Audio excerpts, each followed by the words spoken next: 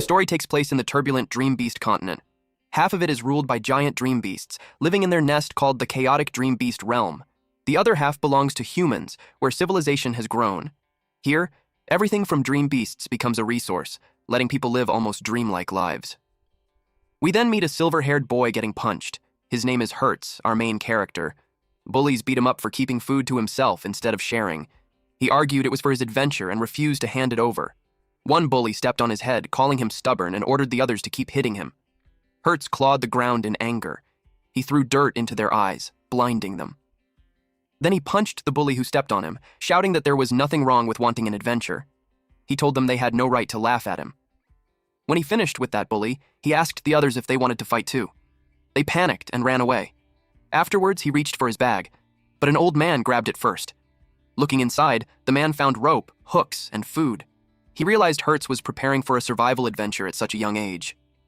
Hertz demanded his bag back. The old man returned it and asked why he wanted to go on a survival trip. Hertz said the outside world seemed simple, unlike the troublesome place they lived in now. The man chuckled and told him running away wouldn't solve everything. He patted Hertz's head and offered to teach him an easy way to deal with people, as well as survival basics. He asked if Hertz was interested. Hertz thought about it and said he wanted to explore secret places all over the world. He asked if the man could teach him that too. The old man said yes, and told him that if he became a dream beast hunter, all his wishes could come true. Hertz grew curious about what a dream beast hunter was. The old man explained that ever since humanity's beginning, people had explored the planet. Dream beasts were mysterious creatures tied to human life. Thanks to them, humans had food and resources. He also explained that mysterious secret realms had appeared, and dream beast hunters were those who sought out rare dream beasts in those realms. It was a respected and admired profession, one that allowed a person to explore the whole world. The old man then asked the boy what he thought. Extending his hand, he invited Hertz to become a dream beast hunter and travel the world with him. Hertz's eyes lit up with excitement. He grabbed the man's hand and agreed. 10 years later. In a gourmet district restaurant, a large man in fine clothes caused a scene. He grabbed a waiter by the collar, shouting that he was being served trash and threatening to kill him. Terrified, the waiter begged for forgiveness. He explained that the magma lobster was the restaurant's finest dish. The red-haired man didn't listen.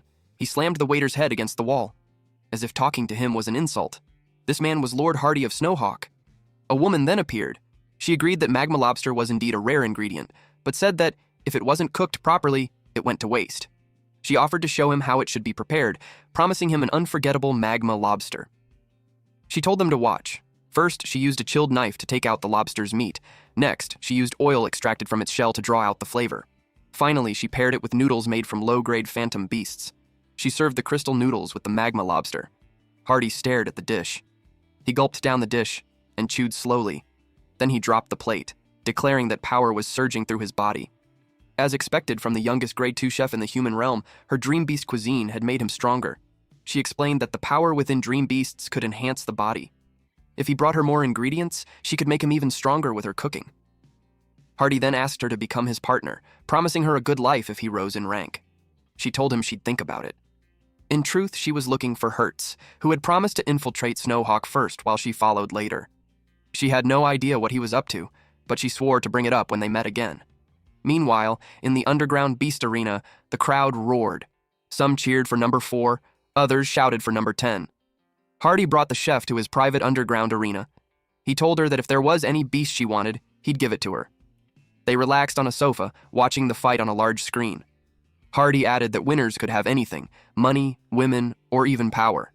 He promised the champion whatever they desired. To her, he promised everything as long as she stayed his personal cook. She thanked him and said she'd consider it carefully. The host then welcomed everyone to the long-awaited battle and introduced the stars of the night. The first was the Dark Sovereign from the Dream Beast Realm's rainforest, a shadow panther. Certified ultra-dangerous by the Federation, it was a deadly predator that had claimed countless lives, striking unseen in the night. The second was the mysterious Dream Beast Hunter on a 12-win streak. They called him Number 11. A guard opened his cage and told him it was his turn. Inside, a silver-haired man stirred, annoyed that he had been woken from his first decent sleep in a while. This Dream Beast Hunter was named Hertzky. The guard who opened the cage was terrified of him. After unlocking it, he ran off, quickly telling Hertzky that he had 5 minutes to prepare. Hertzky wondered if he really looked that scary. He stepped out of the cage. Passing by another cell, he asked the prisoner if they had been caught and thrown in here too, then asked if they wanted out. The man's eyes lit up with hope. He begged to be freed, saying he'd do anything. Soon the others inside began shouting that they wanted out as well. Hertzky told them to leave it to him. He'd get everyone out. He ordered them to step back. Then he kicked the bars. The prisoners were stunned. They couldn't believe the bars had shattered, flexing his muscles. He snapped the chains binding his body. Now free, it was time to go wild. He walked straight toward the center of the arena. Hardy, watching, saw how Hertzky destroyed a reinforced cell with a single kick. Hardy was amused. He snapped his fingers, signaling his subordinate to stir up the crowd. The host grabbed the microphone and announced the arrival of the mysterious Dream Beast Hunter, asking if he would extend his streak to 13 wins. Hertzky looked up at him with a cold gaze. Then he gave the possibility that the Shadow Panther, the dark sovereign dream beast of the rainforest, would satisfy its hunger. The battle soon began. The tiger leapt out of the cage. Hertzky took a step. He anticipated its attack. He stopped its paws using his bare hands. Then he gripped tightly and made it swirl in the air. After that, he threw it on the ground. Our MC approached it. He finds it strange because the size and the power don't match. He would describe it as someone who's never been in the wild. The host was surprised that he took it down in one hit. He defeated the Shadow Panther in just one strike, which makes it 13 consecutive wins. The crowd was amazed. Hardy finds him interesting and ordered to open the window because he wanted to talk to him. The female then offered to prepare a meal for him. She promised to make something to suit his palate. And then left. She was annoyed and surprised that Hertz infiltrated the underground beast arena. She knew the place would get chaotic, so she decided to gather evidence while she could. Hardy was impressed with his 13 consecutive wins. Then he offered to make him his subordinate. Because of that, he promised to get him out of there. Hertz replied that he couldn't ask for more. Then he informed him that he actually doesn't want to get out. He had one thing to say to them. Hardy asked what it was. He jumped on the floor where the host was. Then he grabbed the mic. Hertz shouted into the mic that the Federation banned underground beast arenas and that using rare dream beasts in private fights was forbidden. He declared that everything happening there was illegal. He said this place shouldn't even exist. The crowd only laughed at him, calling him crazy. That enraged Hardy. He ordered his men to release the Beast Kings and turn Hertz into minced meat. The gates rose, and the host froze in fear. Hertz handed back the mic and told the host to keep doing his job. From the gates came the ultra-dangerous black bear, the eight-eyed ape, and a quagga. Ferocious creatures feared even in the dream beast realm. No challenger had ever survived against them. Hertz smirked at the host's explanation. Then he stepped down into the arena. The host shouted about how amazing it was for him to return to the field. Everyone wondered how he would take on 3 Beast Kings at once. The gamblers in the crowd grew anxious. They didn't want their golden goose to die. The black bear saw him first. It charged. Hertz seized the chance, ran up to its arm, and struck. His blow made the black bear stagger into the eight-eyed ape. The ape grew furious. It turned on the bear. Hertzy took his chance and ran. The gigantic ape leapt and tackled the black bear to the ground. Now Hertz faced his next opponent, the quagga, a rare and ferocious beast, rarely seen. He cracked his fists and grinned. This is going to be wild. Hertz declared that rare dream beasts belonged in sanctuaries. He asked the quagga why it was there, serving humans and killing for them. The host praised Hertz's skill, reminding the crowd that he had already forced a double knockout earlier. Now, facing the ferocious quagga, everyone waited to see what would happen. The quagga charged. Its strike shattered the ground. Then it bit down. Number 11, Hertz, was swallowed in a single gulp. The host shouted in shock, calling the quagga a terrifying beast king. The crowd groaned in disappointment. They thought Hertz had some hidden trump card, but instead it seemed over too soon. They complained, saying it was lame and nothing like the dazzling moves from earlier. But then the host noticed something. He announced that number 11 hadn't lost yet. Hertz was still alive, clinging to the quagga's hair. The crowd erupted in cheers, excited that he was living up to their hopes. To them, he was more than just an average fighter. But Hertz knew it was only because of their bets. He ignored their noise and focused on the quagga. He kicked its face. Then he clenched his fist and unleashed a devastating punch. The blow sent the quagga crashing into the ground. The impact split the floor. The Beast King lay unconscious, a massive bump swelling on its forehead. Just a few seconds later, the eight-eyed ape lunged at Hertz. He immediately grabbed the quagga and used it as a shield. Glancing around, he saw the black bear already down, most likely beaten by the ape earlier. The ape swung another punch. Hertz caught its arm, realizing Hardy was getting bored. He hoisted the ape up and hurled it in Hardy's direction. Hardy's men panicked and shouted for him to run, but Hardy just stood there, irritated that raising this scum was a waste. The ape smashed through the wall. Hardy's eyes burned with fury. He seized the ape, roaring that he had been quiet for too long, and people had forgotten how terrifying he truly was. He asked Hertz if he had any idea how he managed to build an underground arena of this size. Then, he flung the ape back at him. Hertz leapt backward, dodging it with ease. A grin spread on his face. Hardy was finally showing his true self.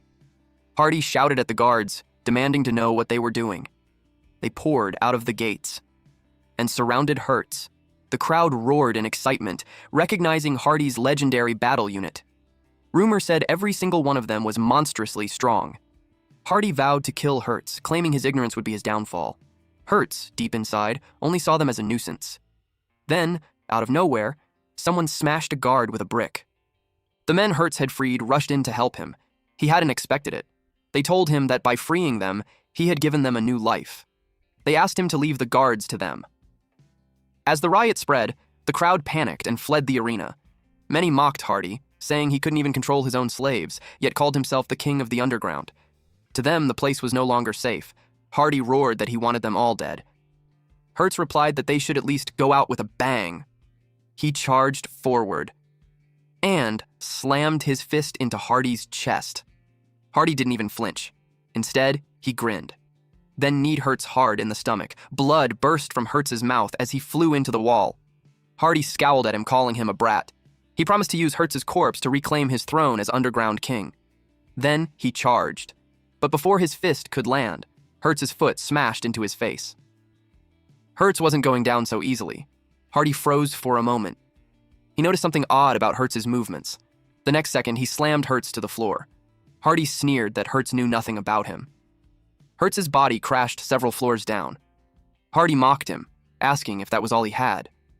Hertz coughed up blood and called him a monster. He admitted that no matter what he tried, he didn't think he could win. Then he noticed something behind him, a strange liquid. Hardy descended to finish him off, but when he looked, Hertz was gone. Thinking he had vanished, Hardy lowered his guard. That's when Hertz reappeared and struck him with a powerful punch. Hardy was sent flying across the room. Hertz smirked, realizing the truth. Hardy's defense wasn't actually that strong at all. Hardy couldn't believe Hertz had broken through his defense. It wasn't really a defense at all, just a cheap trick. He secreted fat the moment he was struck, using it to deflect the impact. Once Hertz figured that out, he came up with a counter. The first hit would shake Hardy's body and spray off the oil. The second hit, aimed at the same spot, would land clean without being deflected. Hardy refused to accept defeat at the hands of someone like him. So he used his last resort. He ran. For someone his size, he was surprisingly fast. Hertz gave chase. Hardy shouted back, telling him to stay away. Meanwhile, the female chef sat quietly in another room. She was spying. The head chef barked at the kitchen staff to perfect Lord Hardy's dinner, or else their lives would be on the line. Suddenly, she barged in and announced that Hardy had called them all trash, so she would be taking over. The chefs bristled with anger. She went on, mocking their cooking before introducing herself as a second-class chef, the youngest ever to earn the title. That only made the chefs angrier, telling her not to get too cocky. But she asked them if they were fine with Hardy's meal being delayed. At that, their confidence cracked, and they stepped aside. She used the chance to investigate. The chairman had asked her to gather evidence, but inside the beast arena, it had been nearly impossible to find anything. She scrutinized the kitchen. Nothing stood out. No rare dream beasts were being used as ingredients.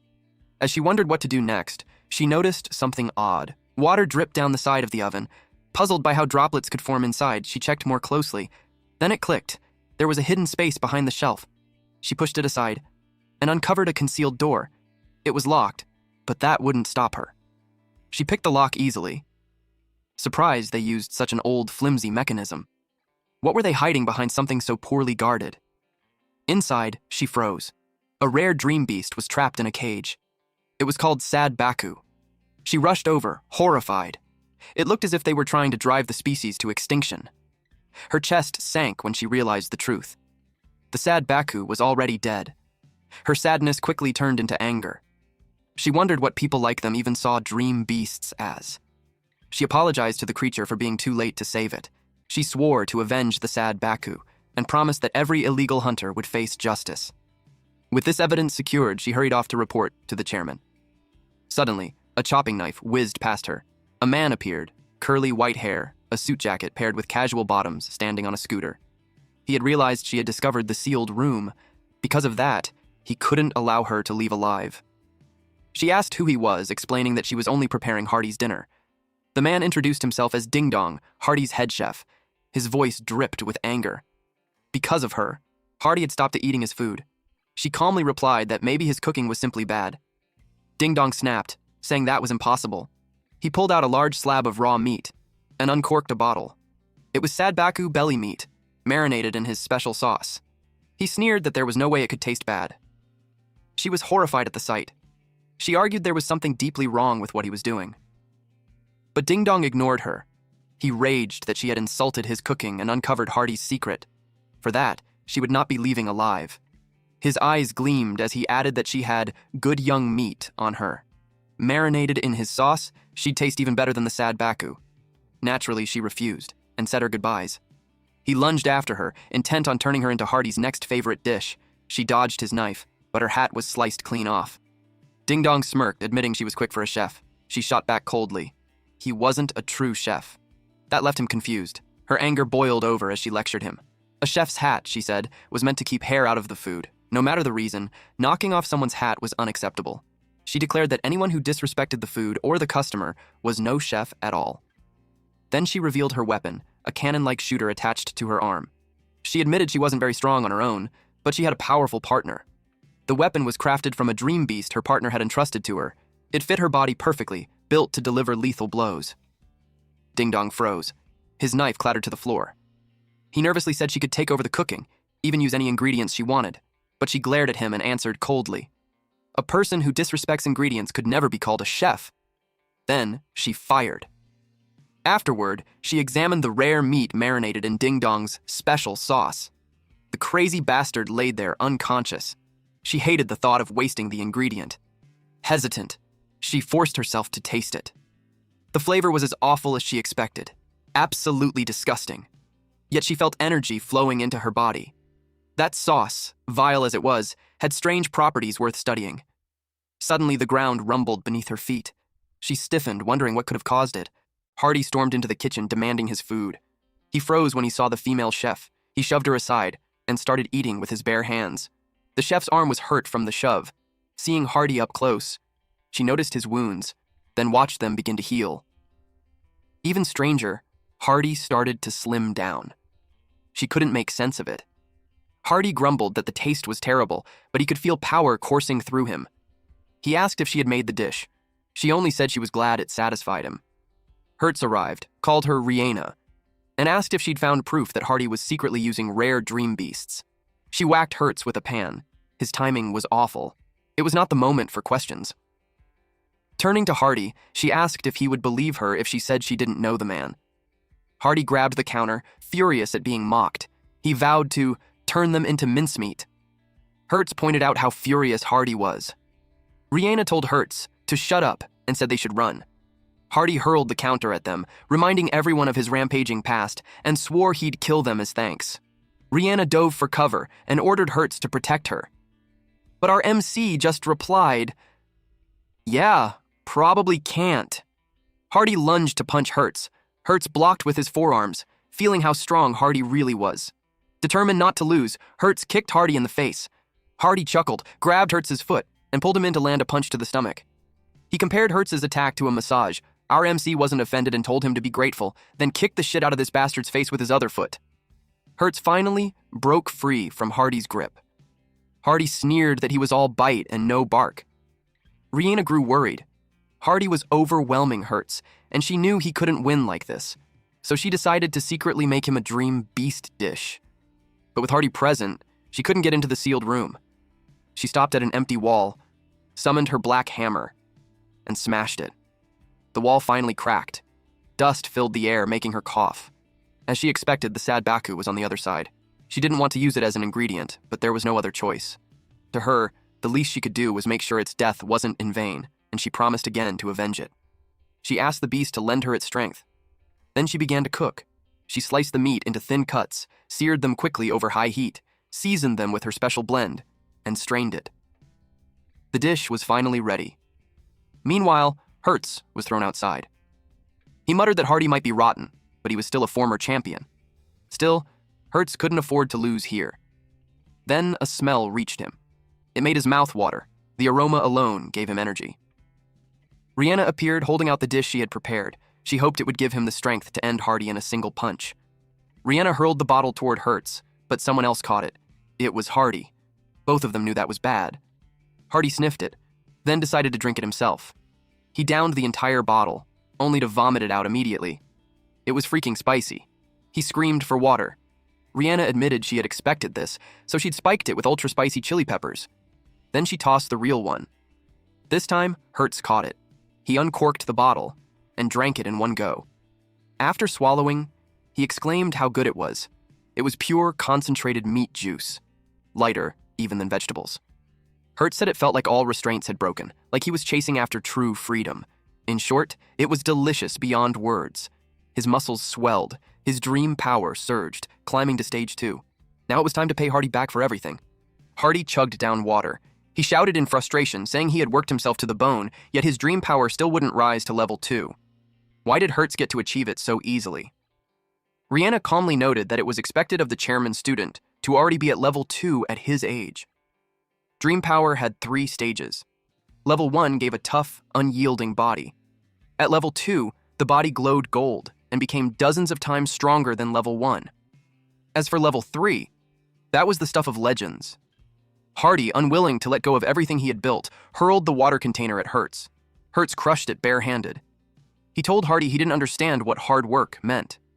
Hardy hadn't fought in 10 years. He had sat back and watched from the sidelines, and none of that could be called working hard. Hardy snapped back that he could never level up, so he had no choice but to sink this low. He insisted Hertz would never understand. Hertz replied with something his master once said: dream power was a miraculous force. Someone who abandoned their dreams would never have a future. Then he asked Hardy, what was his dream? The question stunned him. A memory surfaced. He and his friend had once reached the border between the human realm and the dream beast realm, a place called Mammy Highlands. His friend was thrilled. Their shared dream was about to come true. Hardy's hands trembled as he called his friend's name, Vian. Then Hardy told him that this was as far as he would go. Vian was shocked. They had promised to find the rarest dream beast in the world and prove wrong all those who had looked down on them. But Hardy said the reason people looked down on them wasn't because they were weak. It was because they were born poor, with no backing. No matter what they did, no one would care. Even if they succeeded to others, they would still be losers. Vian argued that they didn't need anyone's approval. Exploring the world itself was amazing enough, but Hardy had had enough. To him, a dream was meaningless if it didn't bring success. Money and power. That was the only path forward. Vian felt sad watching him walk away. He didn't know if Hardy's path was right, but he was still determined to reach the top. He vowed to enter the dream beast realm and stand at its peak. That was how he would prove his worth. In truth, Hardy had chosen the path of power and money because he lacked the courage to step into the dream beast realm. Still, he was glad to have had a friend like Vian. He had rooted for Vian to carry their dreams for both of them. Back in the present, Hardy wept. He had given up everything and let himself be consumed by power and greed. He claimed it was the same for everyone, that no matter how hard someone without connections struggled, it would all be pointless. If that was the case, then he would rather chase power and cling to it with everything he had. Hertz answered that dream. Power was miraculous. Hardy would never level up because he had stopped believing in miracles. No amount of money or fine food could change that. Hardy shouted at him to shut up. He hurled fireballs, roaring that once Hertz was dead, being level 2 would mean nothing. Hertz sprinted, dodging the blasts. He ducked behind a boulder, but the fireballs melted right through it. He was shocked. Hardy was much stronger now than he had been only a minute ago. Hardy laughed, thanking him for helping unlock his strength. Then he unleashed a barrage of attacks, promising a grand cremation. That's when he noticed Rihanna sneaking away. Rihanna told him not to mind her. He nearly forgot about her, but since she knew his secret, there was no way he could let her live. Hardy hurled a fireball straight at her.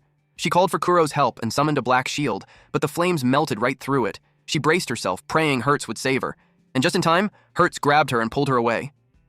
When she opened her eyes, he saw Hertz's face. She blushed.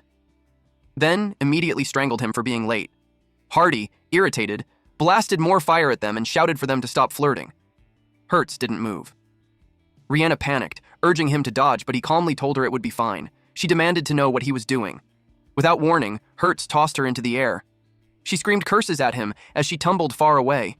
He muttered that he'd make it up to her later. Now his focus was fully on Hardy. In a single step, Hertz closed the distance between them. Hardy was stunned that he had slipped past the flames so easily. Hertz revealed that Biggie was not the only one who had gained new strength during their fight.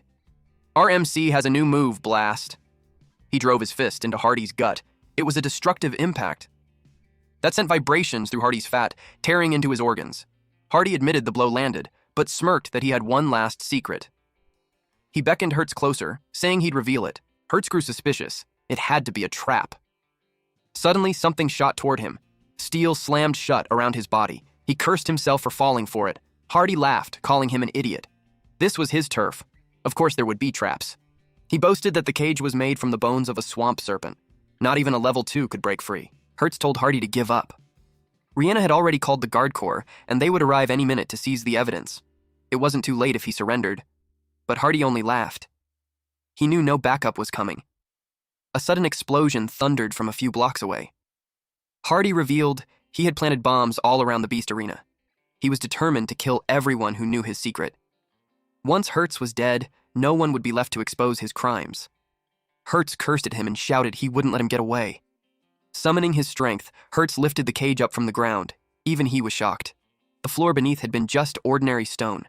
Hardy realized the contractors had cut corners during construction. Snarling, he launched fire and screamed for Hertz to die. But Hertz taunted him, saying that single flaw had broken his unbreakable cage. Hardy cursed him in rage. Then Hardy smirked, pointing out that Hertz might be able to defend himself, but not his little partner. At that moment, Rihanna was drifting on a balloon. Hardy fired at her first. Hertz leapt high, dragging the cage with him. He swung it beneath him and used it as a shield. The clash sent him crashing back down. Smoke filled the air, making them cough. When the dust cleared, Hertz was relieved to see Rihanna safe, though their position was more than a little awkward, with him holding her tightly in his legs. He asked if she was okay. Rihanna shot back sarcastically, "How am I okay?" Rihanna grumbled that she was sure one day Hertz would get her killed. Suddenly, a thunderous roar shook the air. A green tiger burst out and landed on a rooftop. It exhaled, its breath spreading across a wide area like a storm front. Rihanna's eyes widened. She recognized the beast. It was a tempest tiger, a creature that controlled storms. Hertz added that it was Biss's friend. Engines rumbled as several military trucks sped onto the scene. They have finally arrived. Hardy's face twisted in shock. He couldn't believe the beast was still alive. Hertz explained that he had told Biss about the arena ages ago. Biss must have pieced everything together and come to drag Hardy to his downfall. Hardy roared that as long as he lived, he would return. He swore he would never forget this and would come for revenge. He tried to flee. But Hertz stepped in his way. Hardy snarled at him. Hertz admitted he couldn't win outright, but he could stall him long enough. Hardy had committed too many crimes. It was time for him to pay. Hardy lashed out with furious attacks, but Hertz slipped away from each strike, even while carrying the cage.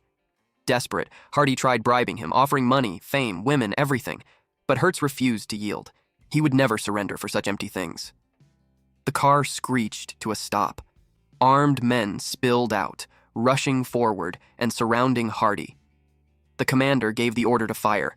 A net shot out, wrapping tightly around him. Hardy immediately realized he was in trouble.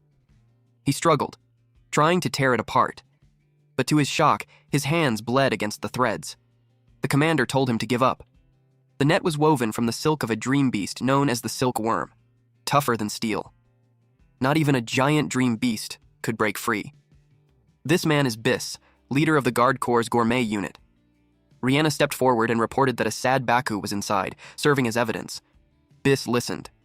The commander announced his charges: operating an underground beast arena, human trafficking, and the private use of rare dream beasts. A warrant was already in place for his arrest. Hardy screamed that it wasn't over, that once he escaped, he'd kill them all. After Hardy was taken away, Hertz called out to Biss, asking him to get him out of the cage. Rihanna said it was good he was locked up. That would keep Hertz quiet. Biss unsheathed his sword in answer. With a single slash, the cage shattered into pieces. Hertz was finally free. Biss praised them both, saying their infiltration of the arena had been a success. Thanks to them, Hardy's crimes were now exposed. Hertz clapped Biss on the shoulder, telling him not to worry. It was their master's request. He also noted that their master seemed to be investigating Hardy as well. Biss asked what exactly he was investigating. Hertz explained it was the Dream Beast supply chain. Rihanna was the one who first noticed something odd. While cooking, she realized the scent of the Dream Beast kept getting weaker and weaker. The ingredients didn't deliver their full effect. Their master had instructed them to dig deeper. Hertz followed the trail of food, which led him to Hardy. But the more he looked into it, the stranger it became. Rihanna cut in, confirming that Hardy had indeed acquired a large number of rare dream beasts in the past few months. But those dream beasts were far weaker than normal ones, so weak they could only fool clueless buyers in underground arenas. Aside from the sad Baku, all of them were fakes, and worse, Hardy wasn't even selling them. He was consuming them himself. So the question remained, where had those ingredients come from? It was as if they appeared out of thin air. Hertz asked if Hardy had connections. Biss said they'd been looking, but so far had no intel on who was supplying the beasts. However, he added there were two strange pieces of information that might be linked. Hertz asked about it. Biss explained that 6 months ago, the peace in the gourmet town was suddenly shattered. A ton of thugs just vanished. They went to investigate immediately, but the scene was a mess and there were beast claw marks everywhere. Hertz asked if it was a beast. He replied yes, because the analysis confirmed they belonged to a dream beast. They found remnants of some seriously powerful dream power. Hertz asked if the walls of Gourmet Town were breached and thugs were taken out by a dream beast. It's what Biss thinks, so he went to check on the steel ramparts that were built to keep dream beasts out, but they were completely untouched. Hertz also thinks it was strange. He was in a deep thought while they waited for his insights. He thought long and hard, but he got nothing. He complained that his brain was about to explode. Because of that, Rihanna called him an idiot. Someone then called Hardy. It was Rihanna. She acted cute and assumed that he knew the inside story. Being a prideful man, he got offended and asked her who she thinks he is. He told her that even if he knew, there's no way he'd tell her. He was surprised, though, because Biss pointed his sword at him while telling him not to waste their time. He asked him what he's planning to do and told him that if he kills him without an interrogation, it would be a violation of federal law. Biss replied that he doesn't have to say anything and he wouldn't break the law either. He was caught off guard as the Tempest Tiger approached. Biss subtly threatened him that being attacked by a dream beast during capture would be an unavoidable accident. He asked Hardy if that was right. He had no choice but to talk. He narrated that there was a day when he was sleeping and his window suddenly opened. A man in black clothes was standing there. The man told him he'd give him rare dream beasts, but he warned him not to tell a soul.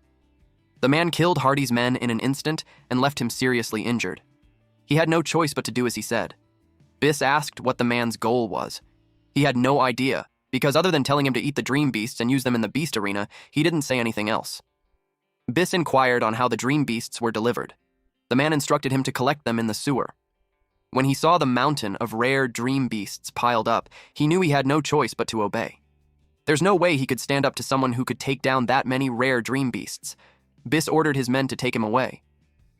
Hertz expressed that the more he finds out, the less he understands. He asked what the connection was. Biss explained that a guy appeared 6 months ago. He wouldn't say he came out of nowhere, but he did come out of the sewer. The guy was originally a normal guy, but along with dream power, he had an extraordinary talent for gambling and built an entertainment empire. And with the money he earned from gambling, he started a loan shark business. That guy might be their breakthrough. Hertz asked the guy's name.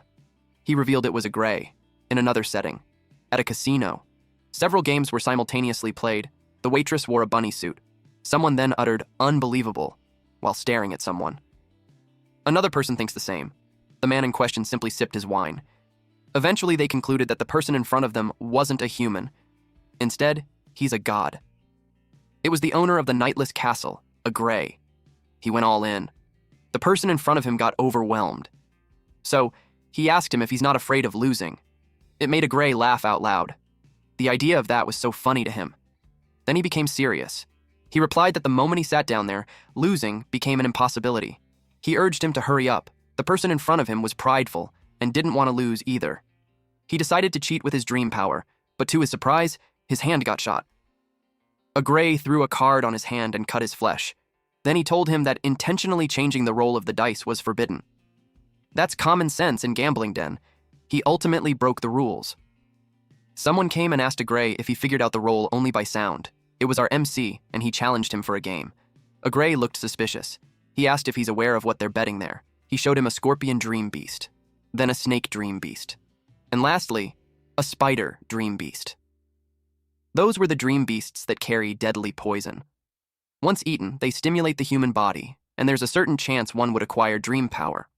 Though, there's also a chance that one would die. But if a professional chef prepares it, the mortality rate goes down a bit. And what they're betting on is who becomes food for the poison bugs. To him, betting money or things was boring. In the world of dream beasts, power was everything. And there, he could obtain that power. So if he could beat him at that table, his chef will put his heart and soul into making a poison bug dish. If he eats it and survives, he'd gain power, and he would officially become one of his subordinates. And the loser becomes food for the poison bugs. There's a 99% chance they'll die, but if they miraculously survive, they'll awaken to a new power. Even if they die, it was easier to dispose of them once the poison was gone. And when one person dies, the next person's odds of gaining power goes up. So, it's a win-win. Hertz simplified it to satisfying people's ambitions to get stronger by using the poison bugs. Then he cursed at him. Gray stated that he's not breaking any laws. Then he asked him if he's in. If not, he should just get out. Hertz expressed that he was in. Then he sat down. He clarified that he's not interested in betting power. Instead, he would tell him about the power he got when he came out of that sewer. Then he asked him if he's in. Gray took that as a challenge. Then he expressed that he couldn't stand a guy like him. He told him that people like him won't stand a chance against him in gambling. Then he let him choose the game. Hertz chose poker. He called a red-haired girl in a bunny suit and closed the deal. He was ready to see what he got, especially when he's that confident. Cards were laid out. Gray waited for his move. Hertz placed his card. It was a pair of kings. Gray commented that it wasn't bad at all. Our MC surprisingly went all in. Gray was displeased that he went all in right off the bat. He asked him if he didn't know the rules. He replied that he doesn't know much about gambling, except for the longer it takes, the more pain it's going to be. That's why he'd settle it in one go. He baited him by saying that a god of gambling like him would surely take the bet. Gray thinks he doesn't understand what happens when he loses. So he ordered his men to show him. His men dragged the cheating guy to the cage. They chained him outside the cage. The poor guy got scared when the stinger of the scorpion approached and stabbed his neck. The poison in his body became evident when his veins started popping out. The man groaned in pain. Hertz's eyes furrowed. He borrowed some knives from Raina's pocket and threw them quickly. The knives cut off the chain. Raina felt bad about her kitchen knives. Hertz left the rest to her. She replied that she'd kill him one day. She took out a vial from her chest and made the guy drink it. He was able to drink it without problems, and his health got restored instantly. He started coughing. The crowd watched intently. The guy was surprised and happy that he's alive. Hertz revealed that it was a concentrate made from the broth of the rare dream beast, the sad Baku, which neutralizes most poison. What's more is that it can even draw out a human's latent life potential. All they had to do was use up the dream beast's poison. Then Hertz turned to Gray, saying that the poison's gone and the man's alive, and all those were within the rules. Gray agreed. But he commented that he's quite a spender for using such a rare item on nobody. He went all in too. Hertz had a pair of kings, and Gray had a pair of aces. The winner was Gray. The crowd called him a god. Since the match was over, he told Hertz to be quiet and be the good little prey that he was. He told him that he's pretty entertaining, and he'd be sure to pick out a nice burial spot for him. Hertz scratched his head, and he took out a chip saying that he had one left. Gray sneered, asking if he really planned to turn the tables with that. He told him to just give up and be eaten already. It would be easier that way. But our MC replied that he hadn't lost yet and dared Gray to bring it on. He had one pair 10s while Gray had one pair 8s. The winner was Hertz. Gray uttered that he let him win once out of pity. In the next round, Gray has 3 5s and Hertz has 3 6s. The winner was Hertz. In the next, Hertz had 3 kings, which made him win. But it wasn't over, he kept winning. The crowd realized that God was being cornered. Hertz commented that Lady Luck was on his side that day. Gray yelled that it was impossible for him to be better than he was. He claimed that he was cheating. Hertz asked who was really the one cheating. He pointed out how the gambling den was covered in webs of his dream power. A normal person wouldn't be able to tell, but with that, he can hear the thoughts of everyone in there and influence their emotions.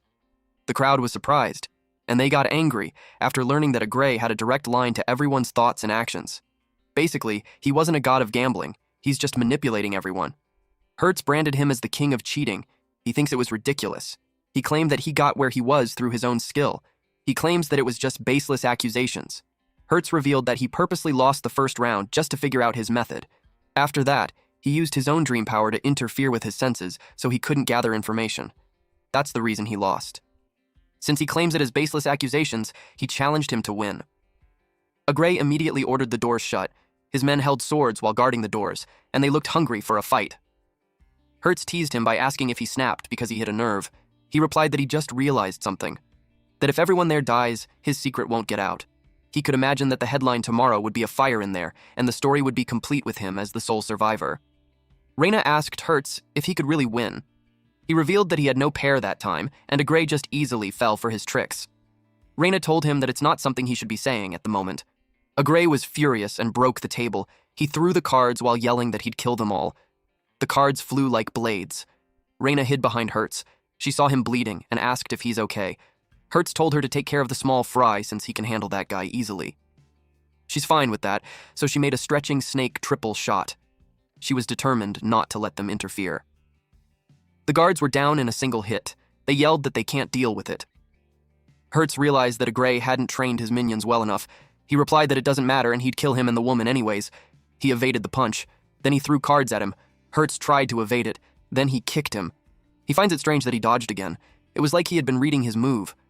A Gray suggested that Hertz was starting to get affected. It was slowly but surely, and he still got plenty of cards. He made him realize that he might not have enough blood to spare. Hertz told him that his cards don't work on him anymore. A Gray thought he was just acting tough, so he released more cards. It hit Hertz on the shoulder. Some of it scratched his arm.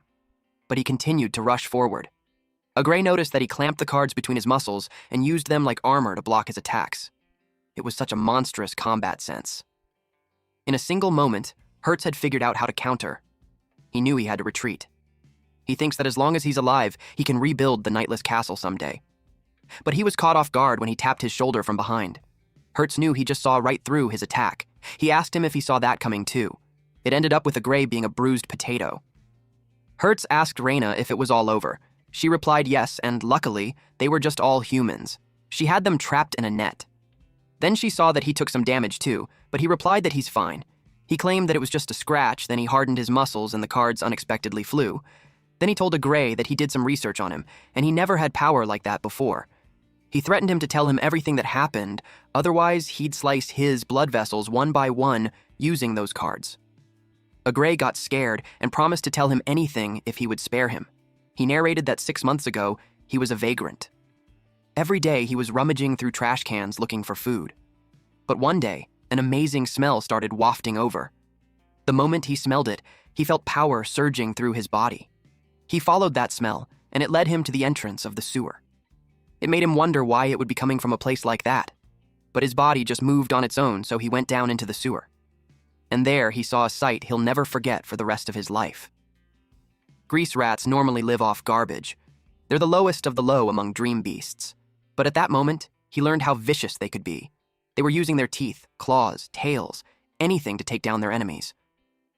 Hertz asked why they would kill each other. He replied that they were fighting over something. He watched them, and saw that it was because of a single drop of blood. They seemed to be afraid of that blood, but at the same time, their bodies were drawn by it. He was shocked. But that's when he realized that he was drawn to that blood too.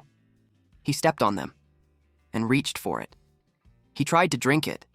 He continued that the blood dripped into the sewer water. He still drank it, and got out of there. Hertz asked him if it was the time he got the cards. He clarified if he's saying that his dream power awakened from a single drop of blood. He replied yes, and admitted that he never thought it would work out well. Hertz asked where he got the poison bugs. He replied that a guy in black robe gave them to him. He doesn't know anything more than that. Hertz thought about how it was a guy in a black robe again. Suddenly, Reina, who was near the scorpion's cage, called him. He asked what it was. She took out her knife and spin it. She chopped the claw. It revealed a pinkish meat. Hertz liked the smell. He chomped on the meat and swallowed it. He claimed that it was delicious. It melts the moment it hits his tongue and it tasted like a poisoned scorpion. He elaborated that it was a little bitter, so it's not suited for regular cooking, but it's perfect as a training laxative. And that clicked to Reina. She identified it as a poison scorpion. Hertz replied that poison scorpions were the kind of dream beasts that one would find in the sewer, and the ones they had were way too big. Reina, as a chef, had to make an accurate judgment on every single ingredient. Poison scorpions were a bit bitter, but she sometimes used them as a seasoning. Also, the claws of a poison scorpion had a unique pattern, but that one was a little different. Hertz checked it and saw that she was right. It looked like a flower before it bloomed. It was a pattern that a poison scorpion should never have. Like the grease rat, the poison scorpion was a bottom-tier dream beast. She can't imagine them crossbreeding with a high-tier dream beast, so she can only conclude that it was an artificially crafted beast. Agrey informed them that the smell was similar to the one he smelled in the sewer. Hertz intimidated him while asking if he's certain. He replied that it was true. Reina realized that there's a big secret in the town's sewer, so they had to investigate. Agrey asked if they would free him then, but he got hanged along with his men. He complained that Hertz promised to set him free. Hertz replied yes, and it means that he won't, and he decided to leave the rest to Biss. Reina told him that they had to get going and report back to the chairman, and she reminded him that he promised to take her hunting for rare ingredients in the dream beast world. The two then went to the infamous sewer. Hertz noticed that there were fewer creatures than normal, and the water was clean too. She also finds it strange. If Agrey's story was true, it is where the grease rats were killing each other, but they haven't seen any of it. Then they heard some sounds. Reina got scared because he might suggest going in there. She claims that a chef has no business entering such an unhygienic place. Hertz told her to wait there while he went in. He opened the door. The path was too narrow, but eventually saw a light. His eyes widened in shock as he wondered what that place was. He came across a waterfall. Not long after, he noticed rat statues. Water poured out from the pipes. He hadn't expected to find such a magnificent place beneath the gourmet district. It didn't look like a sewer at all. Then, a scent reached him. He suspected the sweet smell was coming from the water. He considered moving forward but hesitated. It was still a sewer after all. Reina soon arrived in full gear and noticed he wasn't ready yet. At that moment, our MC came up with an idea. He asked her to lend him her serpent so he could get past the obstacle. She agreed on the condition that he stop acting creepy. She commanded the serpent to transform. It coiled itself tightly around his legs. The finished product turned out to be a diving suit. She urged him to hurry, saying she didn't want to linger in that place any longer.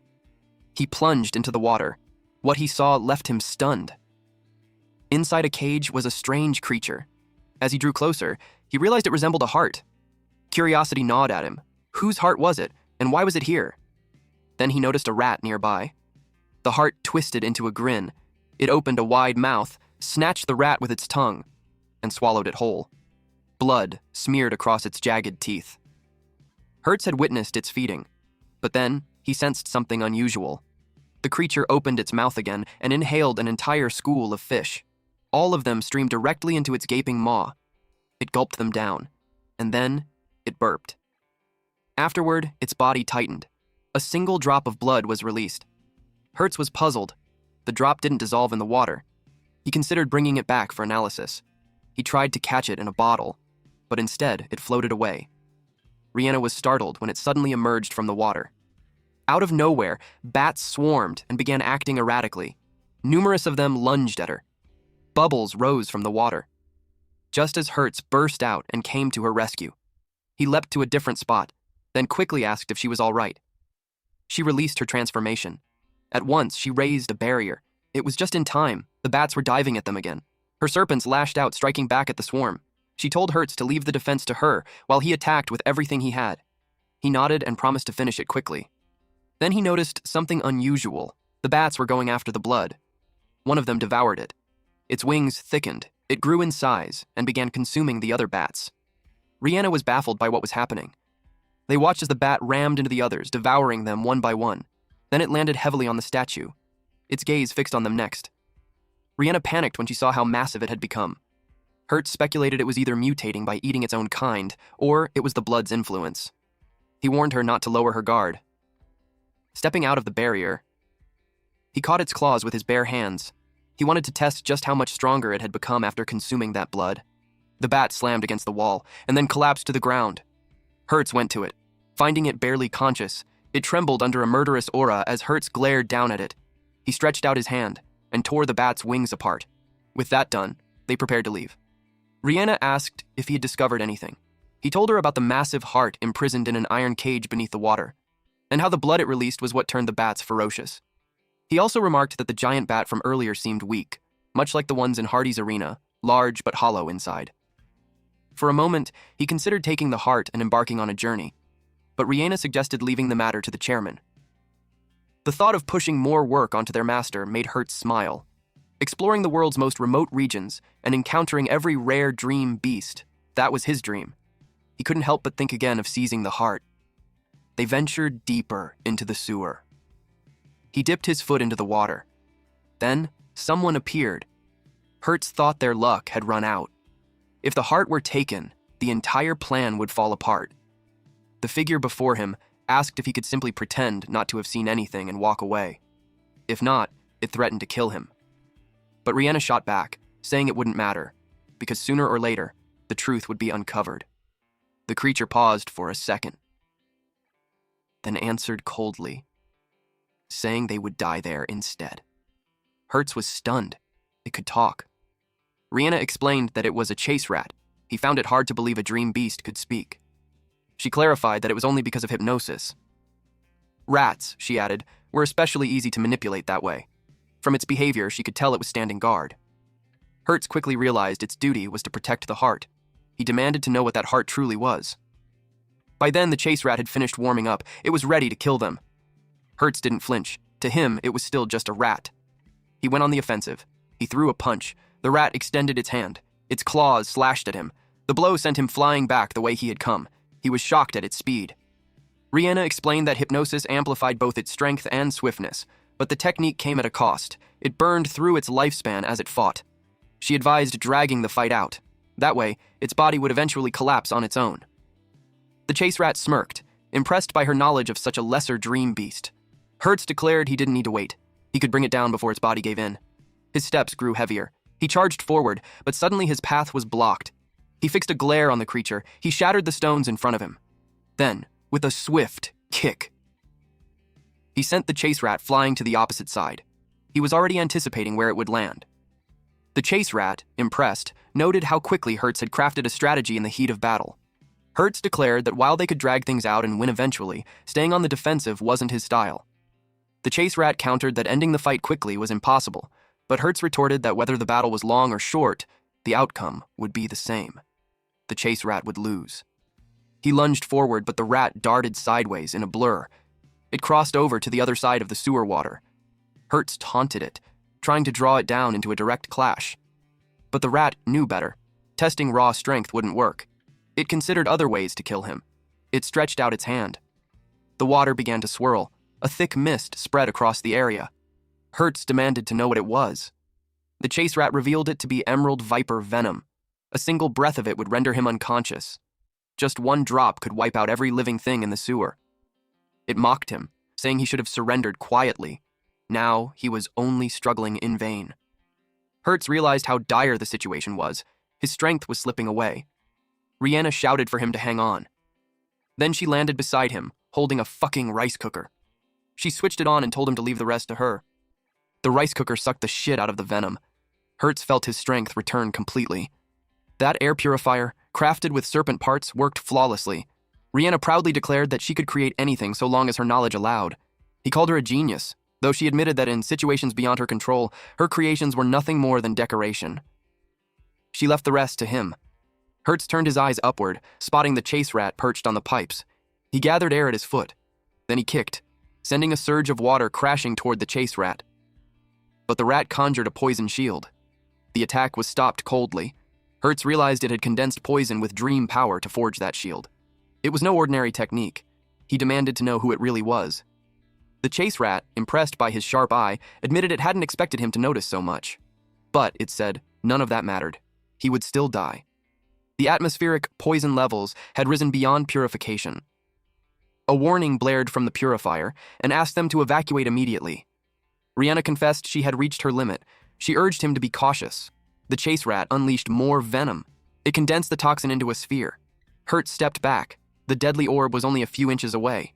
Our MC lashed out with a kick to divert it before it reached him. The venom ball detonated against the ceiling. Using that much dream power must have placed tremendous strain on its body. Rihanna wondered aloud if the rat could really endure. But the chase rat didn't care. It saw itself as disposable anyway. As long as it could kill them, that was enough. Hertz admitted that at this rate, they might as well forget about the heart. They'd be the ones to die first. Then Rihanna caught the scent of poison. Something clicked in her mind. She ordered him to dash toward the exit. He hoisted her onto his shoulders and asked if they'd even make it out alive. He sprinted with everything he had. To aid him, she transformed the serpent into a lighter. Then she sparked it. He demanded to know what she was planning. Her lips curled into a grin. It's art. An instant later, the space behind them erupted. The firestorm was massive. The explosion hurled them forward. Hertz hit the ground face first while Rihanna descended gracefully, her umbrella opening like a parachute. She explained that she had noticed the poison gas contained explosive elements. In an enclosed space, a single flame would set it off, just as she predicted. Fortunately, she had transformed a serpent into a fireproof umbrella. Without it, she would have been scorched. Hertz groaned, complaining that she hadn't even considered whether he'd survive. She retorted that there was no time for that. Besides, with his dream power being grade 2, he wasn't going to die so easily. He pointed out instead that she had just blown up the entire sewer. At that moment, Biss appeared, reminding them that they had already caused 3 explosion accidents in the town in just 2 days. Hertz told Biss that he should be grateful because they had uncovered something incredible. Meanwhile, in a distant room, a woman sat idly before a chessboard. She looked utterly bored. Then, one of the black pieces suddenly cracked. This woman, Leonia, was informed that the rat in the sewers had been killed. A silhouette emerged, remarking that someone must have discovered the truth, which meant the Gourmet District's guard unit wasn't as incompetent as they thought. A maid stepped in and asked if they should retrieve the nightmare heart, but the man dismissed the idea, saying it was unnecessary. It seemed to be destroyed already, and as long as their plan moved forward, there was no need to recover it. He added that he was expecting something else to occur soon, in another place. Snacks were being served, balanced carefully on the back of a tortoise. They were for Hertz. He dug in immediately. Rihanna mentioned that she had contacted the boss and that Hertz should speak with him later. Proudly, she reminded him that she had cooked the food, so he should slow down and enjoy it. If it wasn't enough, she would make more. But he protested, saying he didn't have the luxury of eating slowly. Then she asked about his injuries, at the guard unit. This was where they were staying for the moment. Hertz showed his back. Rihanna noticed that his wounds had already healed. He continued to rest. Then, a screen lit up. A man appeared and asked if their mission in the Gourmet District was going smoothly. Hertz grumbled, complaining that the man had dumped such a troublesome task on him. He went on to explain what had happened in the underground waterways. Since the chase rat had pushed him so far, demonstrated perfect remote control over dream power, and displayed such strength, Hertz suspected their opponent was no ordinary young beast. He asked the man if he knew about the Dark Abyss. The man replied no, then asked if it was connected to the mission. This man, Forsus, explained that there had once been people who would stop at nothing to seize dream beasts. Those scum slaughtered them without restraint. They sold rare dream beast meat, fur, and bones. Because of their greed, at least 117 species of rare dream beasts had gone extinct. At that rate, the future of dream beast resources would have been doomed. So, 100 years ago, the Federation boss at the time ordered him to lead warriors and crush the Dark Abyss. Hertz was stunned. If that was 100 years ago, just how old was Forsus now? Forsus, however, grew irritated and told him not to interrupt the story. He continued, saying the recent events felt eerily similar to the Dark Abyss. They had annihilated the Dark Abyss in that battle, but their leader had escaped. To this day, his whereabouts remained unknown. That brutal method of directly obtaining and exploiting dream beasts made him suspect the Dark Abyss had returned. Hertz let out a burp. He rubbed his stomach, which turned into an airport, by the way, saying he was full. Hertz concluded, explaining that even if the Dark Abyss had resurfaced, finding them would be difficult if they chose to remain hidden. Forsus wasn't certain, but he knew the matter was worth investigating. He also knew Hertz had his eyes on the Dream Beast realm. Then, our MC asked if Forsus truly wanted him to go. He answered yes. That response made the two of them visibly shocked. The Dream Beast realm lay at a volcanic lake, 1,500 meters above sea level. Within it lived dream beasts so rare that even among rare species, they stood apart. They projected themselves there virtually and saw a 6-winged crystal crab. Its glittering body was covered in jewels, and 6 wings stretched from its sides. Its meat was said to be incredibly fresh, while soup brewed from its jeweled shell was exquisite. Drinking it not only enhanced physical abilities, but could even extend one's lifespan. Yet this creature only molted once every 100 years, and this month marked that rare molting period. If the Dark Abyss had indeed returned, there was no way they would miss such an opportunity. Hertz, drooling, shouted that he wanted to eat it. Rihanna smacked him, telling him to control himself. Forces asked if they would accept the mission. Hertz eagerly agreed, saying he could be trusted with it. Rihanna, however, already sensed how troublesome it would be. When they finally arrived, Hertz was panting hard. He hauled himself up a steep mountain with a massive box strapped to his back. The rock he clung to came loose. He slipped, sliding down the slope. From inside the box, Rihanna screamed at him to climb properly. He shot back that he had already told her not to come. The Dream Beast realm was far more dangerous than the human realm, but she had insisted, because in her eyes, he was a muscle-brained fool with no sense. Without her, she argued, he wouldn't even know how to preserve the 6-winged crystal crab's shell, and despite her complaints, he needed her power. By now, though, exhaustion was written all over him. It was clear they weren't welcome. A glutton bird, a dangerous dream beast, hovered menacingly above them. Rihanna quickly identified it as a medium-level threat, strong enough that in the human realm it could even become a ruler. Their luck couldn't have been worse running into such a creature right after arriving. The bird struck first. She summoned her serpent. It transformed into a long whip. The whip lashed out, coiling tightly around the glutton bird. With a sharp pull, she dragged it down. It slammed into the ground with a heavy crash. Then Hertz stepped in. He struck a rock beside them. The boulder toppled. It came crashing down on the bird. The impact knocked it out cold. Both of them wore devilish grins as their eyes turned to the remaining prey. The glutton birds flew away crying. Rihanna felt relieved that they finally left. Hertz told her they should keep climbing. But then another bird appeared above them. Rihanna realized it was the boss. She knew this was trouble. She suggested going back to the human realm instead. Hertz disagreed. They were already halfway up, and he had a plan. The bird let out a loud shriek. Then it went straight for them. Just as it was about to grab them, Hertz let go. They fell. The bird pulled its claws out of the rocks. Hertz managed to grab its feathers. He was ready to act. They were now hanging on its side. Another glutton bird came toward them. With a devilish grin, he greeted it. Then he kicked it away, saying it wasn't welcome. The bird was knocked down. He climbed up to the top of the boss bird. He called Rihanna and told her to hold on tight.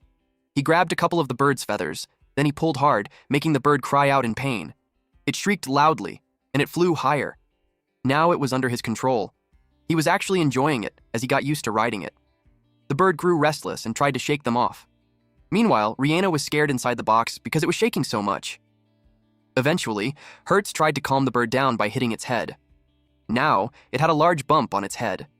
Our MC reassured Rihanna, saying the bird was tamed and everything was fine, and they flew smoothly. The dream beasts were scattered in the vast fields. They continued to fly.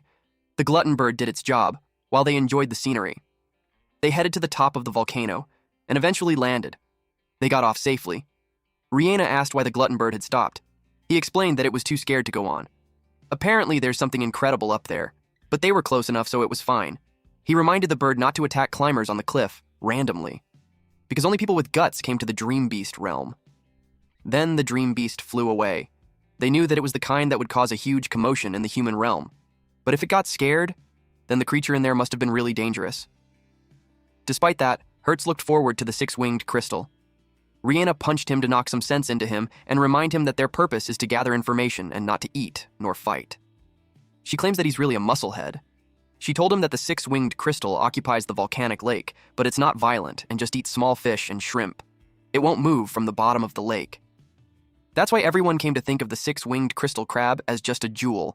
People noticed it, but if it doesn't move, they wouldn't really know that it's a giant crab. So she concluded that the glutton bird felt fear, but it wasn't because of the 6-winged crystal crab. Hertz replied that whatever it was, he's ready to check it, in the forest. The two kept walking. They scanned their surroundings, but Rihanna failed to notice the pile of poop and stepped right on it. She grimaced in disgust while Hertz laughed and teased her. Suddenly, a low growl echoed around them. Its source had locked onto them. Hertz immediately sensed the danger. A black aura grew closer, a monster examined its territory. It was a high-level threat, a beginner-class dream beast known as the stubbed tiger. The beast continued moving until it spotted an intruder in its jungle. The two of them stood their ground. Hertz raised his voice and challenged it to a fight. Their eyes met, predator and man locked in a tense stare. But then, without warning, the stubbed tiger collapsed. When they went closer, they saw its body battered and broken. Rihanna frowned, wondering who could have done this. Covered in lacerations, the creature had no hope left. Rihanna speculated that it had dragged itself that far using only muscle contractions, until sheer fear of Hertz finished it off. Those wounds, they realized, had been inflicted by six-winged crystal crabs. Hertz frowned. He thought they were supposed to be peaceful dream beasts. Rihanna was just as puzzled. Then, once again, a thunderous noise echoed through the area. Rihanna guessed the six-winged crystal crab must be rampaging. They followed the sound toward a massive crater. Bones were scattered all around it, and what they saw stunned them. The six-winged crystal crab loomed before them. It had devoured every dream beast around the lake. Rihanna wondered aloud what kind of stomach it could possibly have. They realized it had to be defeated and taken back. If not, the entire ecosystem in the area would be wiped out. Hertz stepped forward. He struck its shell and immediately sensed something was wrong. There was no response. That made them question where the real body was. What they were looking at was only a discarded, molten shell. This was supposed to be the creature's weakest state. Rihanna concluded that the crab must be resting at the bottom of the lake. She suggested they search later, after she prepared him food. She pulled out a knife and began chopping at the crystal. When properly removed, the jewels of the six-winged crystal crab could be cooked into a rich, flavorful soup. But very few people knew that secret. What she made wasn't perfect. Still, she handed it to him. Hertz's eyes lit up. He was eager to taste it. Rihanna proudly declared that it was a dish only the most skilled cooks could prepare. This was the true ultimate crab soup. He was so excited that he couldn't even wait. But in their distraction, neither of them noticed the water level rising. Just as he started drinking the soup, a wave surged. It crashed over them, soaking them both. The water spread rapidly. Hertz grew tense.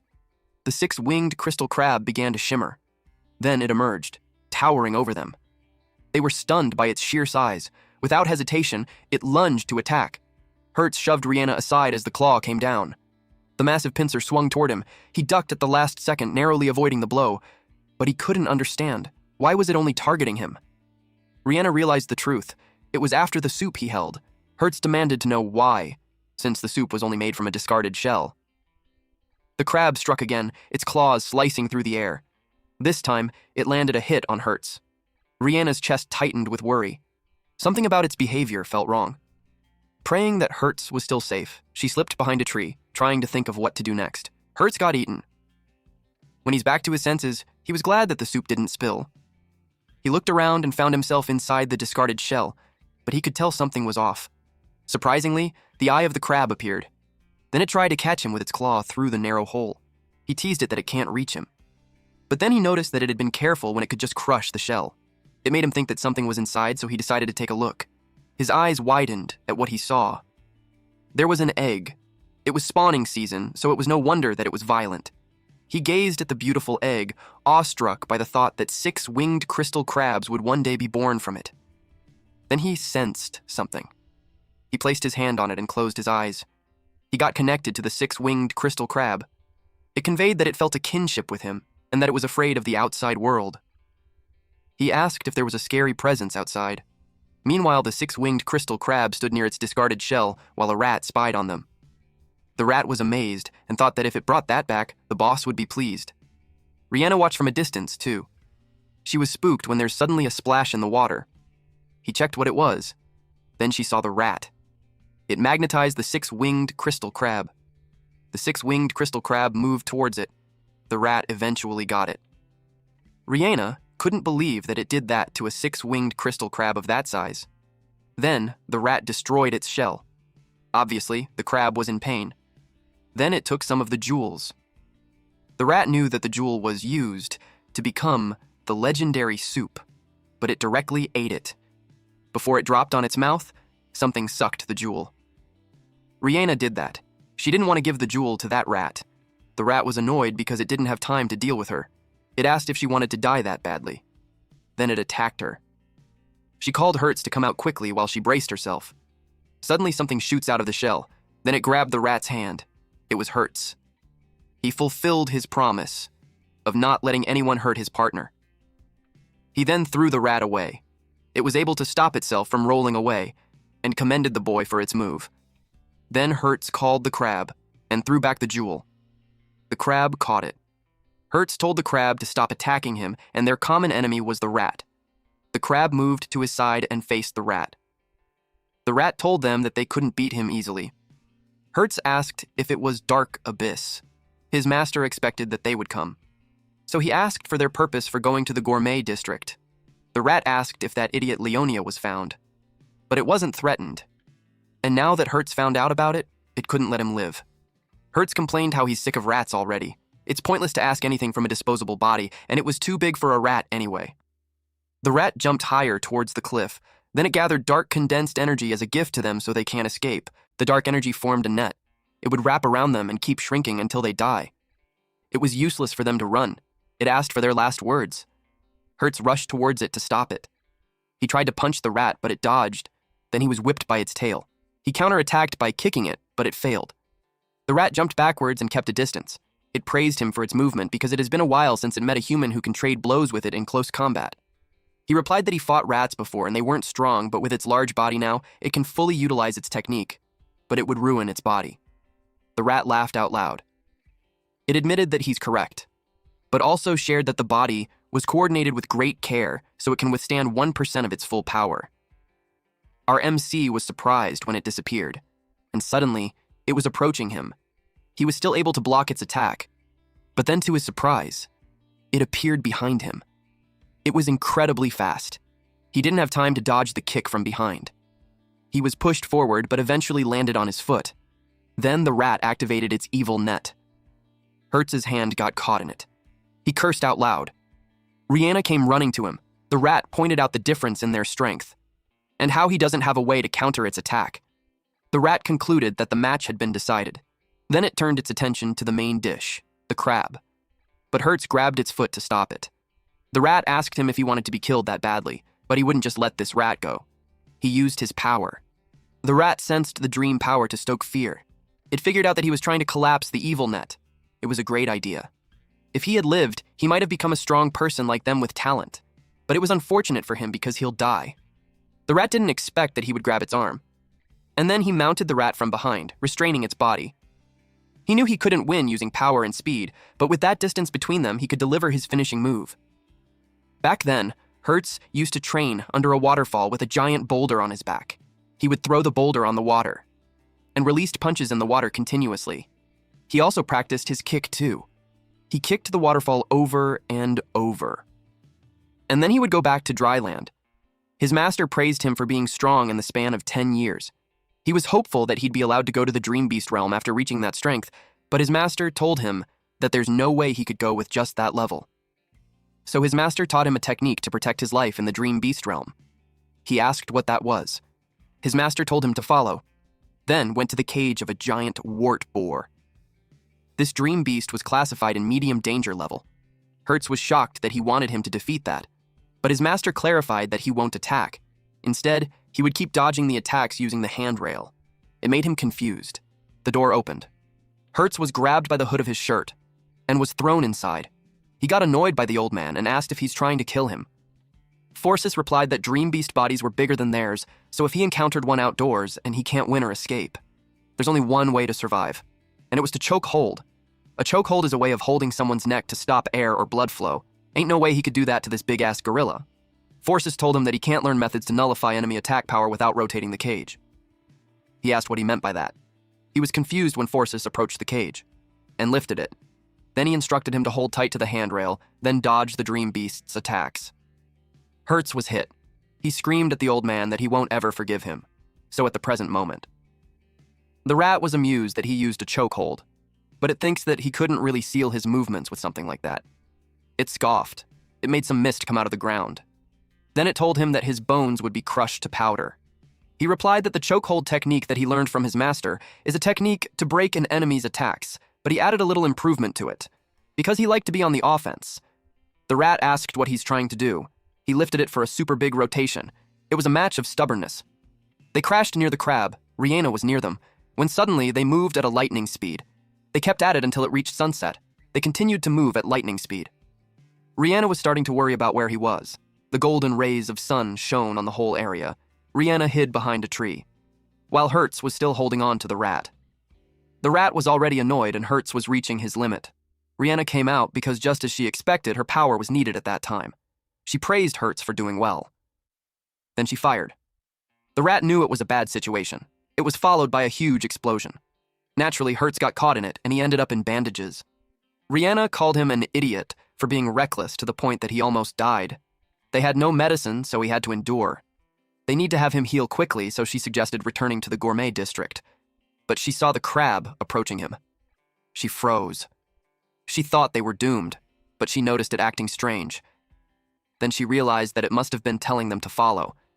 She yelled at it to wait. She carried Hertz as she followed the crab. Then she asked where they were. She entered a cave, and she was surprised how beautiful it was inside. There were several eggs of different sizes too. One started to crack. Eventually, it hatched. The crisis of the remaining one species has been avoided. It was so beautiful, but Hertz was at his limit too. He realized that he had been seriously injured. Rihanna then noticed that our MC's heartbeat was getting weaker.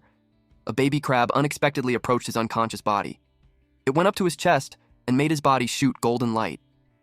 She was surprised to learn that the crystal crab's jewels have a healing effect. It was such a great discovery. It was at a level where one could carve their name in the history of dream beast studies. Slowly, Hertz opened his eyes. He was surprised. He immediately stood up and rejoiced that power was surging through his whole body and his body felt so light. He goofed around as he celebrated his body feeling light. The small crab jumped to his shoulder and cuddled on his neck. He felt ticklish. Then he asked if it was the crab that helped him. He thanked me and explained that he had to go back because his master was waiting. They said goodbye to the crab.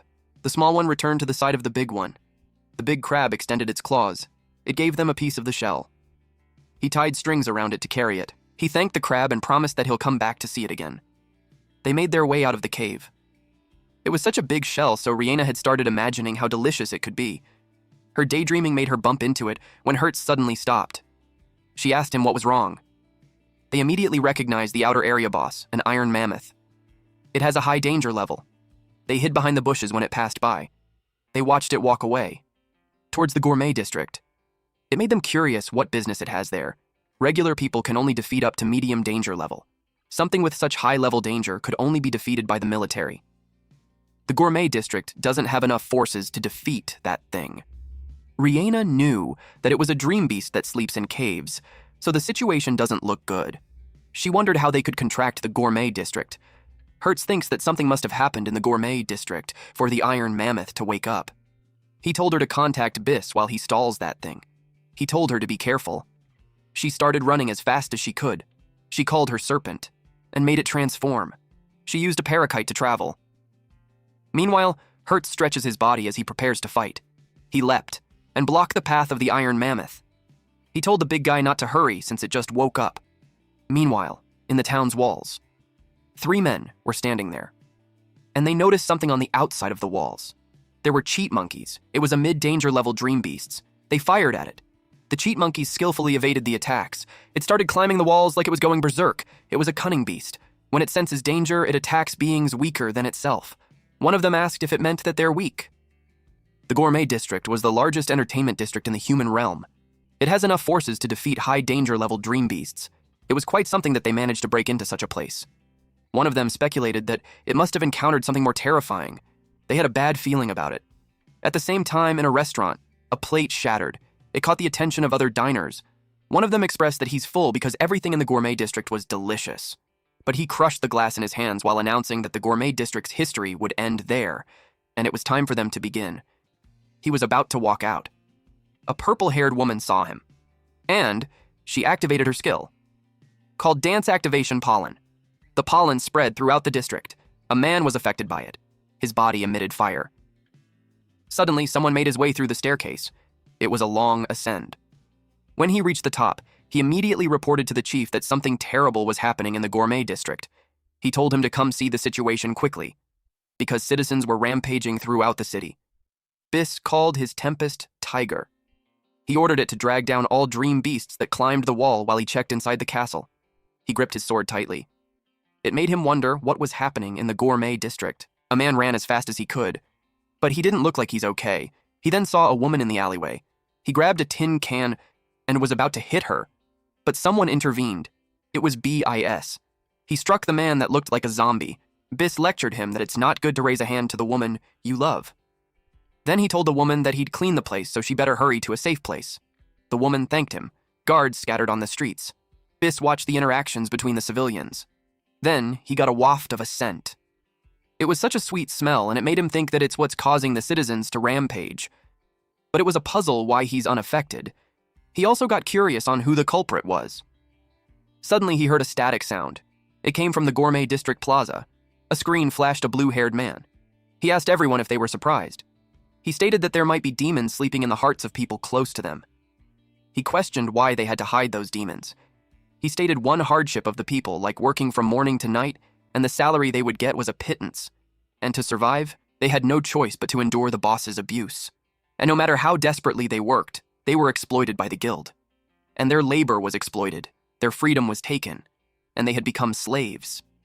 And the underground arena, back alley casinos, women, and nightclubs steeped in desire. It was a luxurious life built on everyone's labor. He stated that there's no such thing as a gourmet district. There, the rich could do whatever they wanted. The big question was, why aren't the people resisting? If it was because they had no power, he promised to give them power. He told them that he could be found in the finest gourmet building in the gourmet district. And if they went there, he'll grant him power. And to prove that, he'll show them a new world. He demonstrated his power. A lot of people paid attention. He released the beam, and it hit the building. Then the building disappeared. The crowd exclaimed that it's not even a human's power. The man announced that it was the power that he's trying to grant them. But there's a condition, and that was to release the demon inside their heart. He told them again that he's on the rooftop of the gourmet building. And his offer was first come, first served, limited to 30 people only, and the time limit was 3 hours. If no one comes, he'll leave. He tempted them by saying that the chance to change their life doesn't just lie around. The people started running.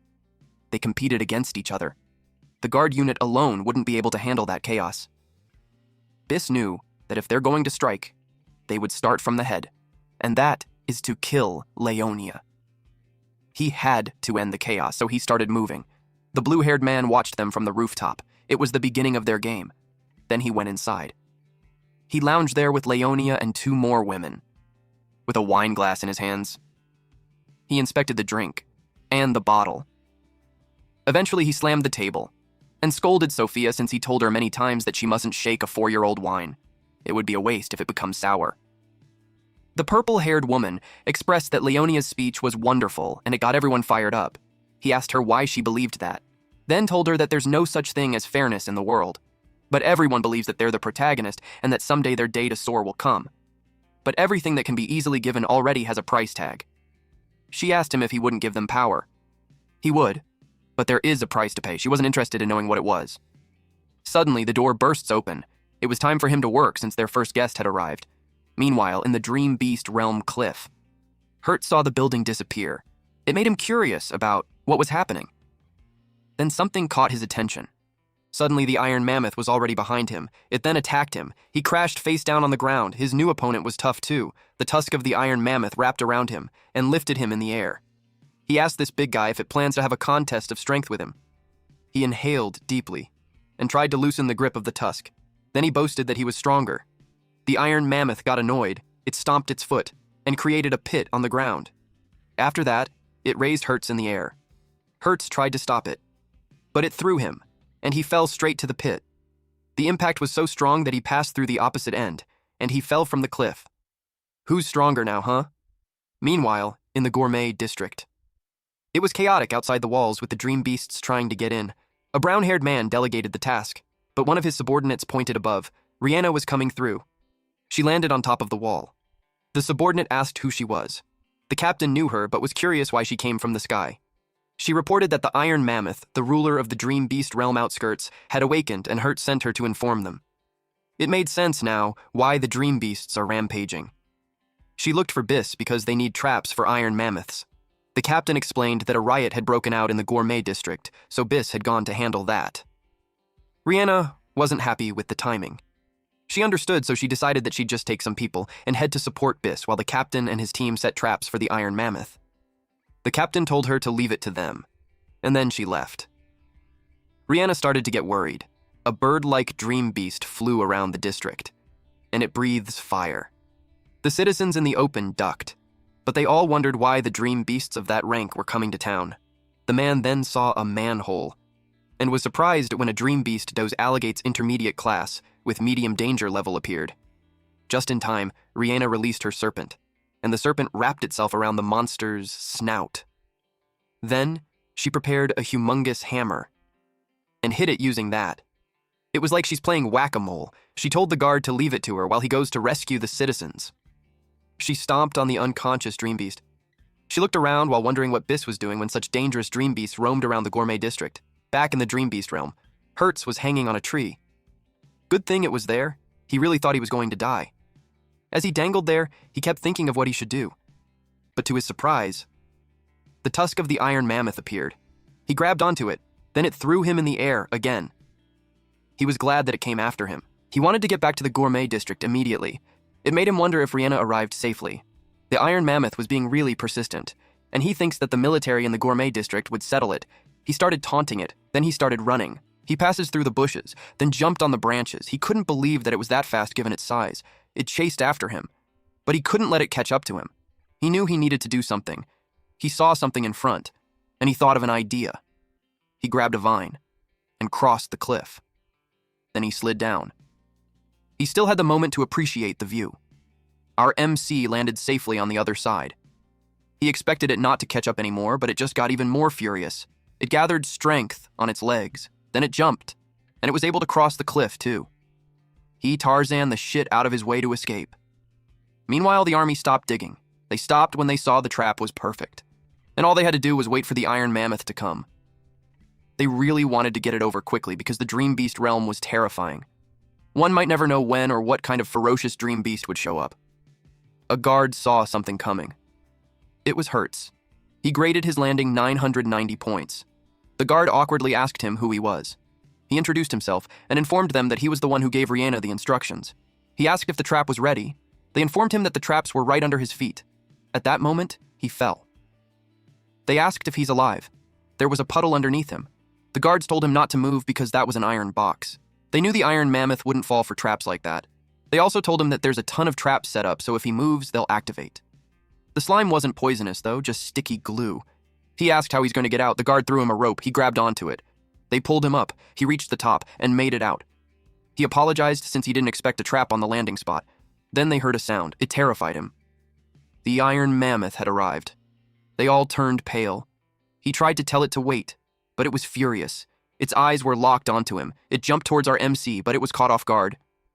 The ground had shattered. Hertz's eyes bulged out from the impact. The ground where the Iron Mammoth stood started cracking. It completely caved in, and it fell inside. The guards could say that they had completed the mission. They approached the pit. All kinds of sounds were mixed together, and they got intrigued by what kind of mechanisms there were. They called out to Hertz if he's still alive. The pit was covered in dust. Hertz grabbed on the Iron Mammoth. He yelled at it not to move. He braced himself. Then the Iron Mammoth landed. The chains were activated. It wrapped around its legs until the chains were locked.